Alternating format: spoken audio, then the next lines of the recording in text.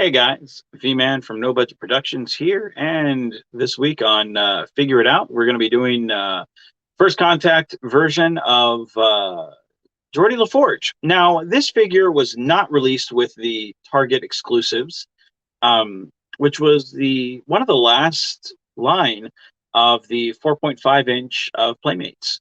And they were, like I said, Target exclusives. In that line, we had Captain Picard, we had Data, we had um, Worf, we had Riker, and I think they had was it Counselor Troy or Doctor Crusher. It's one of the ladies. I forget which one.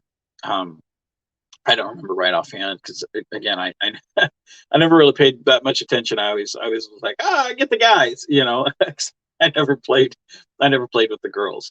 Um, but I always was like, where's Jordy? You know, and I think they never made that mold because this was toward the end of the line that they had of the Playmate stuff. So I think all they were really more concerned with was, okay, we can cheaply make the uniforms from the first contact, well, Voyager, um, uh, kind of Voyager uniforms, and use the imprint, basically put inside the little marks from the first contact uniform, and then basically use the molds we already have. So for very cheap retooling, you have a brand new action figure. A little bit of a quick repaint, a little bit of cheap retooling, which is just cutting into it a little bit, and then voila, you have brand new action figures that you can make as exclusives for Target. But you didn't do Geordie, and I never really understood why, because I would have thought, just taking the visor off of him and filling in the holes that you had where the visor were. I mean, I would think that would be easy enough. Even with the haircut that Geordie had, even though it's different in First Contact, um, I would assume they would they get away with it, considering Wave One, Worf, his hair was long because it reflected season five Worf.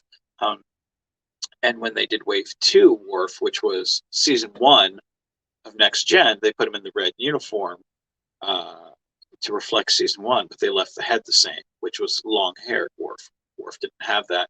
He had very short hair in season one. So I don't understand why they couldn't have just given us Geordie, which would have been another action figure or something people would have still bought. Um, I don't understand why they didn't just give us that if that was the issue. So I've never been able to find it out online or figure out why they didn't give us Geordie. Because I'm sure that the body was not the issue, because those were simple, like I said, Star Trek Voyager action figure repaints, retoolings. That wasn't the issue. So was it the head that was the issue? Because again, the visor was removable. Because I believe they had two variants of that: one where the visor was removable, one where it wasn't. So you had access to both of those heads. Couldn't you have grabbed the head that was that was removable and just simply cast that mold and put it out? So I don't know why they never did that. To me, I think that was stupid.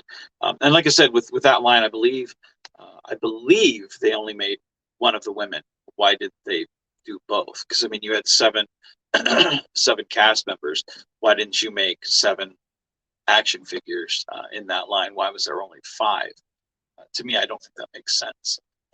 So yeah, I don't know. Um, to me, they really did a lot of things there toward the end um, that didn't make a lot of sense.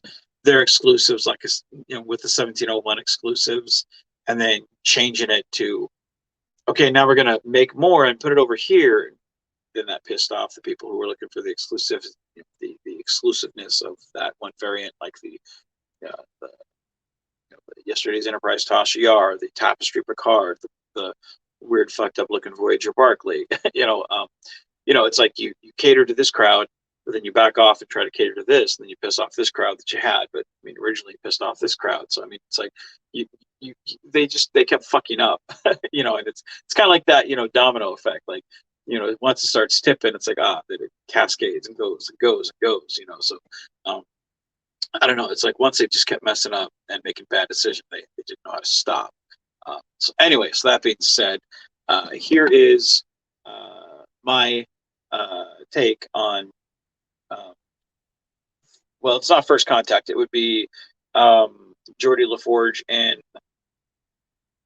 which one was it? Insurrection? Was it Insurrection? Yeah, I think so. But here he is. And yeah.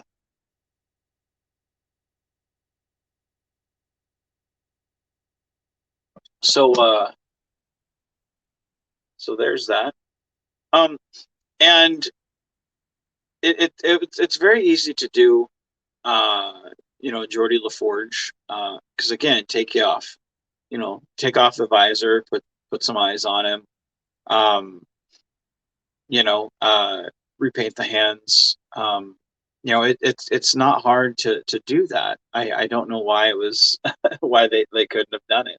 And Geordie LaForge is, arguably the one of the most popular ones, one of the most popular engineers. Certainly one of the most recognizable.